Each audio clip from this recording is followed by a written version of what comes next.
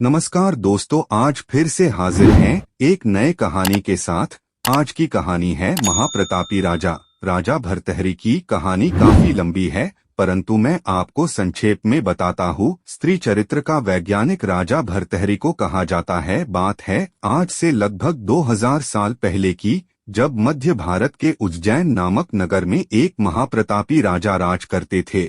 नाम था महाराज भर्तृहरि। महाराज भर्तृहरि के ही छोटे भाई थे राजा विक्रमादित्य, जिन्होंने विक्रम संवत की स्थापना की थी। महाराज भर्तृहरि एक नीति कुशल राजा थे। महाराज की 3 रानियां थीं, जिनमें से एक का नाम था पिंगला। महाराज पिंगला से बहुत प्रेम करते थे, लेकिन पिंगला एक चरित्रहीन स्त्री थी। उसी राज्य में एक ब्राह्मण रहता था। ब्राह्मण देवी का उपासक था। एक दिन देवी जगदम्बा प्रकट हुई और ब्राह्मण को एक फल दिया और कहा कि जो इस फल को खाएगा वो अमर हो जाएगा। ब्राह्मण ने सोचा क्यों न ये फल महाराज को दे दूं, क्योंकि महाराज अमर हो जाएंगे तो राज्य का भला होगा। ये सोचकर ब्राह्मण ने राजा भर्तृहरि को फल दे दिया और पूरी कहानी सुना दी। राजा ने ब्राह्मण को उपहार देकर विदा किया और राजा ने अपनी रानी पिंगला को फल देते हुए कहा, मेरी प्राण प्यारी, अगर तुम अमर रहोगी तो मुझे खुशी होगी।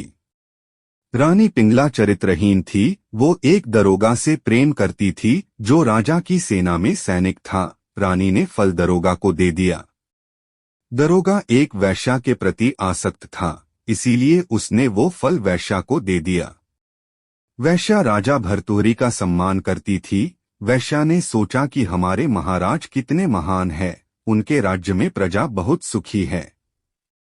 ये सोचते हुए वैश्या ने वो फल महाराज भर्तृहरि को दे दिया और कहा कि महाराज, आप इस फल को खा लीजिए, क्योंकि इसको खाने से आप अमर हो जाएंगे। फल देखकर राजा आश्चर्यचकित थे। वो सोच में पड़ गए कि जो फल मैंने अपनी पत्नी को दिया वो इस वैश्या के पास कैसे पहुंचा।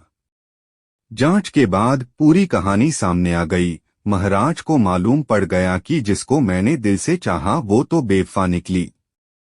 तब महाराज ने अपनी पत्नी यानी रानी पिंगला को मृत्युदंड दे दिया और अपने भाई विक्रमादित्य को राजा घोषित कर दिया, क्योंकि राजा विक्रम पर भी उसकी भाभी यानी रानी पिंगला ने बलात्कार का झूठा आरोप लगाया था। इसीलिए महाराज भर्तृहरि ने अपने भाई से माफी मांगते हुए उसको राजा बना दिया और खुद ने संन्यास ले लिया। संन्यास लेने के बाद भर्तृहरि ने 2 ग्रंथों की रचना की। एक श्रृंगार शतक, इसमें स्त्री के गुण और दोष दोनों का वर्णन है। 2 नीति शतक, इसमें राजनीति और दुष्ट स्त्रियों से बचने के उपायों का वर्णन है। ये दोनों ही ग्रंथ में एक चीज जो आम है वो ये कि दोनों ही ग्रंथों में स्त्री जाति के गुण दोष बताए गए हैं और उससे सावधान रहने की सीख दी गई है। ये दोनों ही ग्रंथ संस्कृत भाषा में हैं और आज भी प्रासंगिक है। दोस्तों, कहानी पसंद आया हो तो वीडियो को लाइक और चैनल को सब्सक्राइब जरूर करें। धन्यवाद।